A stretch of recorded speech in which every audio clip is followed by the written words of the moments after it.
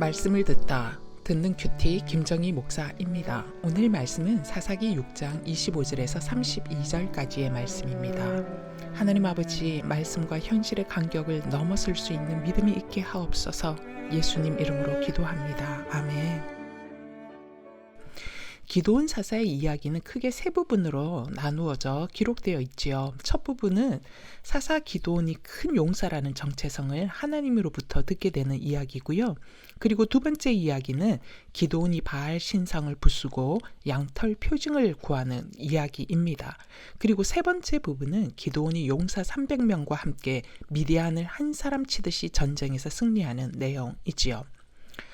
숨어서 포도주 틀에서 밀타작을 하고 있던 기드온을 향해서 하나님께서 큰 용사라고 부르시면서 정체성을 주셨을 때에 기드온은 그 이야기를 듣고 내가 정말 그러한 사람이구나 라고 인정이 되지 않았어요. 왜냐하면 지금 자신에게 들려지는 하나님의 선포와 자신이 지금 살아가고 있는 자기 자신의 현실의 모습이 너무나도 큰 차이가 있었기 때문이죠.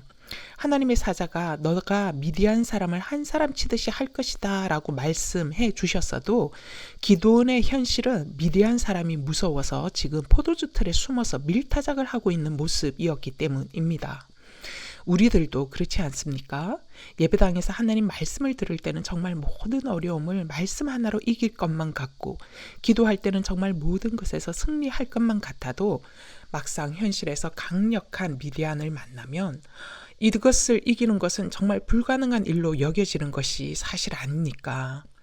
기드온만큼이나 연약하고 평범한 우리가 과연 말씀과 현실의 간격을 어떻게 넘어설 수 있을까요? 첫 번째, 내 안에 있는 우상을 찢고 불태워 버려야 넘어설 수 있습니다. 25절에서 26절 말씀, 그리고 28절 말씀이에요. 그날 밤에 여호와께서 기드온에게 이르시되 내 아버지에게 있는 수소된 수소 곧 7년 된 둘째 수소를 끌어오고 내 아버지에게 있는 바알의 제단을 헐며 그 곁에 아세라 상을 찍고 또 이 산성 꼭대기에 내 하나님 여호와를 위하여 규례대로 한 제단을 쌓고 그 둘째 수소를 잡아 내가 찍은 아세라 나무로 번제를 드릴지니라 하시니라. 그 성읍 사람들이 아침에 일찍이 일어나 본즉 바알의 제단이 파괴되었으며 그 곁에 아세라가 찍혔고 새로 쌓은 제단 위에 그 둘째 수소를 드렸는지라. 자, 이 본문이 우리들에게 무엇을 말씀하고 있습니까? 하나님의 백성 이스라엘의 삶 한가운데에 가나안 우상이 얼마나 깊이 들어와 있는지를 지금 보여주고 있죠.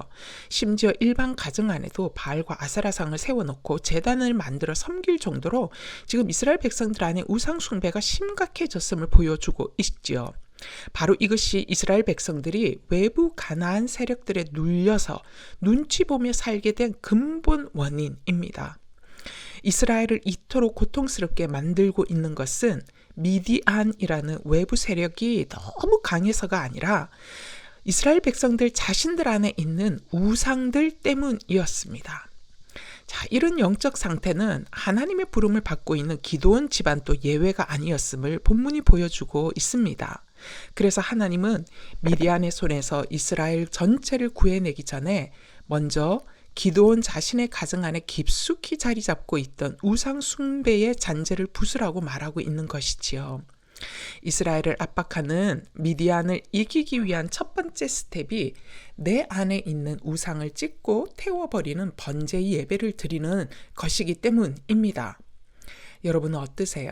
여러분은 내 안에 있는 세상 우상은 하나도 찍어내지 않은 채 나를 압박하고 고통스럽게 하는 미디안의 손에서 건져달라고만 하고 있지는 않습니까? 미디안의 손에서 건짐을 받기 위해서는 가장 먼저 내 안에 있는 우상부터 찍어 쪼개고 불태우는 번제의 예배가 먼저 있어야 합니다.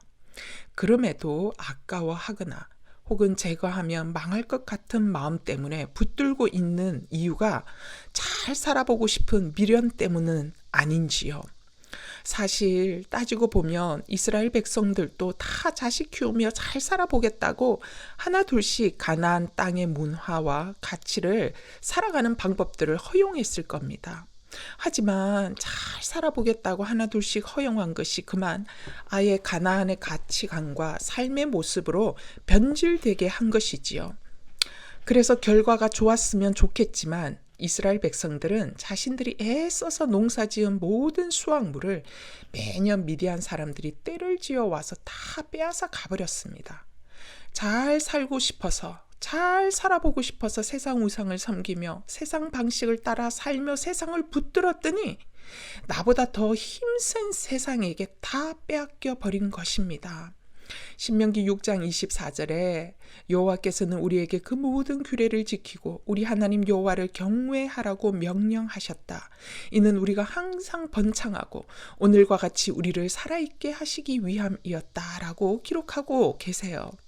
이스라엘 백성들이 잘 살 수 있는 방법을 하나님은 이미 모세를 통하여 수도 없이 알려주셨는데 오직 하나님의 말씀을 따르고 지키며 하나님을 경외하는 것이라고 수도 없이 말씀을 하셨음에도 말씀을 따르기 위해 세상을 포기하지 못하고 오히려 세상에서 잘 먹고 잘 살고 싶어서 말씀을 포기하게 되었습니다. 그래서 결국은 정말 세상도 잃어버리고 말씀도 잃어버리는 이런 현실이 온 것이죠. 하나님은 말씀하십니다. 하나님의 말씀을 따르는 백성들에게 세상에서 항상 번창하고 우리를 살아있게 하시겠다라고 약속하고 있는 것입니다. 이것이 하나님의 번성의 원리입니다. 즉 말씀이 현실이 되는 것이죠. 주님은 말씀하십니다. 말씀이 곧 현실이다. 너희가 그토록 중요하게 여기는 자식들 먹이고 입히고 공부시키고 결혼시키고 집도 사고 밭도 사는 이 모든 것들이 너희에게 현실로 일어나도록 하는 것은 말씀이다. 말씀을 따를 때 그 말씀이 너희에게 현실이 된다라고 말하고 계시지요. 저희 시누이가 한때 11조 내는 것을 너무 아까워했습니다. 왜냐하면 아파트 대출에 들어가는 돈, 자녀 양육비, 교육비, 생활비 너무 빠듯했기 때문이죠. 그렇게 하나님 앞에 잘 바치던 11조를 내지 않고 1년을 살았답니다. 그런데 좀 더 풍성해질 줄 알았는데 그 1년간의 삶이 너무 더 쪼들렸답니다. 그 이유는 그 1년 동안 아이들이 계속 아파서 병원 신세를 져야 했기 때문에 예상하지 못했던 병원비가 너무 많이 들었다라고 고백하는 이야기를 들은 적이 있어요.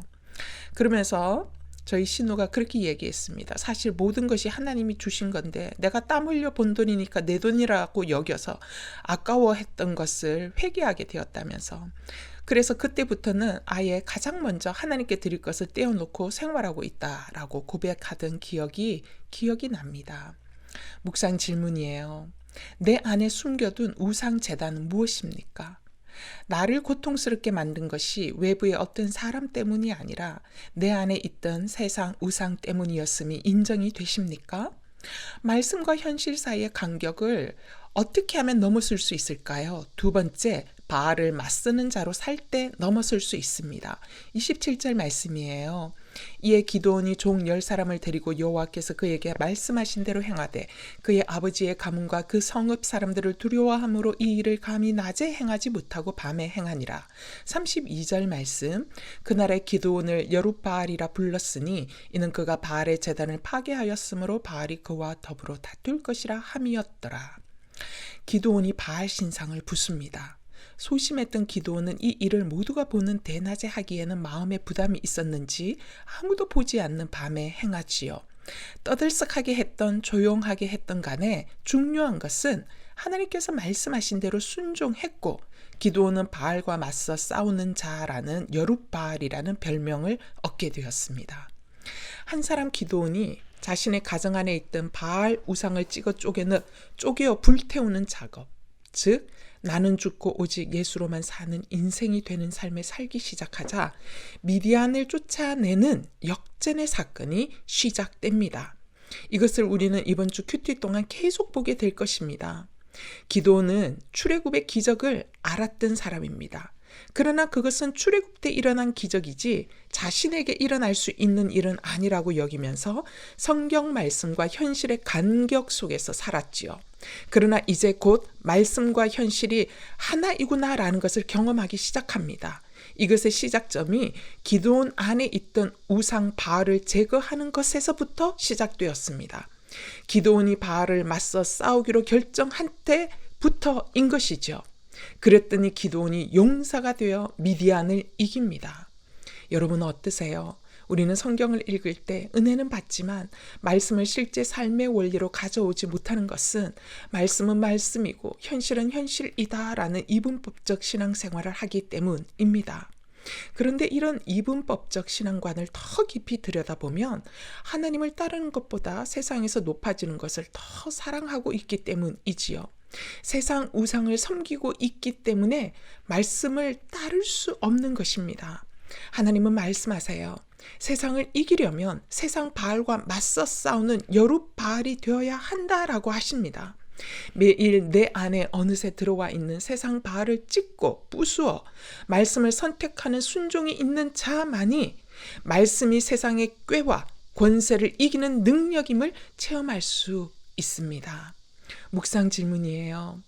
당신은 세상 바알에 맞서는 자로 살고 있습니까? 아니면 세상 바알을 섬기는 자로 살고 있습니까? 세상 바알이 나를 흥하게 해줄 수 있을 것 같은 미련에 아직도 부수지 못한 바알은 무엇입니까? 말씀이 나를 살게 하고 보호하는 가장 현실성 있는 방법임을 믿습니까? 말씀을 따르기로 매일 결정하는 결단이 당신에게 있습니까? 기도하시겠습니다. 하나님 아버지, 또다시 우상 숭배에 빠져드는 백성들의 모습에서 저희들의 모습을 보게 됩니다. 편안해지면 하나님의 은혜를 잊어버리고 편안함에 취하여 더 큰 편안함과 안락함을 위하여 세상 우상을 받아들이고 추구하는 저희들의 무지함과 죄악을 용서하여 주시옵소서. 아버지, 기도원처럼 소심한 사람을 부르심을 통하여 하나님의 구원은 결코 사람의 능력에 있지 않고 오직 일방적인 하나님의 은혜로 말미암는다는 사실을 깨닫게 해주시니 감사합니다. 아버지, 소심한 기도원을 부르시면서 기도원 가정에 있는 우상을 부수고 불태우라는 한 가지를 요구하셨던 것을 봅니다. 이는 기도원이 자신 안에 있는 우상을 부수는 작업을 하지 않으면 거룩하신 하나님께서 기도원과 함께 하실 수 없기 때문입니다. 아버지, 기도원이 우상을 제거하는 작업을 시작했습니다. 순종했습니다. 소심했기에 사람 눈에 띄지 않는 밤에 이 일을 하였지만 기도원은 하나님의 말씀을 따라 결단했고 행했습니다. 바알을 맞서서 싸우는 자, 여룻바알이 되기로 결정한 것입니다. 하나님 아버지, 우상을 제거하는 순종을 하였더니 이후 기도원은 하나님 손이 붙들린 용사가 되어 세상 미디안을 한 사람 치듯 승리하게 되는 것을 봅니다. 하나님의 말씀을 따라 순종하였더니 말씀하신 그대로 한 사람 치듯 승리케 되는 일들이 일어나게 됩니다. 아버지, 저희들 안에 말씀과 현실이라는 이분법적 신앙생활이 여전한 것은 저희들이 기도원처럼 세상 우상을 제거하는 순종이 없기 때문임을 고백합니다. 주여, 말씀이 현실입니다. 진정한 현실은 아버지의 말씀을 따라 걷는 것이오니 저희들 안에 있는 세상 우상이 깨뜨리고 오직 하나님의 말씀을 붙들고 살아갈 수 있도록 역사하여 주시옵소서. 아버지, 기도원이 하나님의 말씀에 순종하여 우상을 제거하였더니 이스라엘의 국군이 되살아났습니다. 바알을 맞서서 싸우기로 결정하였더니 세상 바알이 쓰러졌습니다.